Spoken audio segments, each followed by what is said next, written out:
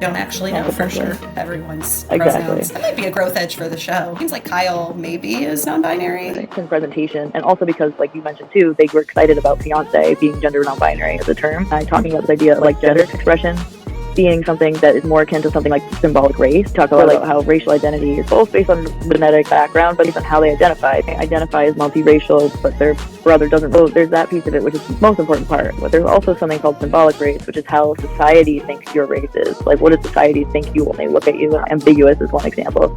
Some people look black, but actually have more percentage of a different race. So there's that, which is important because of colorism. And so the way that people treat you based on how light-skinned you are is a big factor in your oppression and marginalization. So it is still important to think about symbolic race, even though that's only one small piece of the puzzle. With gender expression, there are differences in how people are treated based on how they present. Like, Kyle does present somewhat gender neutrally, or like gender non-binary, but doesn't mean they identify as such. That I also get skeptical about this at Netflix shows. The person feel like they would use they pronouns if they felt like Netflix would handle it sensitively. It does make me wonder if we're seeing only part of the picture. Maybe also because Kyle has family that doesn't know, or thinking about future jobs or whatever. So they maybe do use they pronouns, even though they didn't on the show, but we don't know that. I might not tell him that I'm bisexual. Also, whether or not someone asks me that question tells me some things about them. And so maybe if Kyle's getting weird vibes from Netflix, they're more or less likely to disclose. Come with us.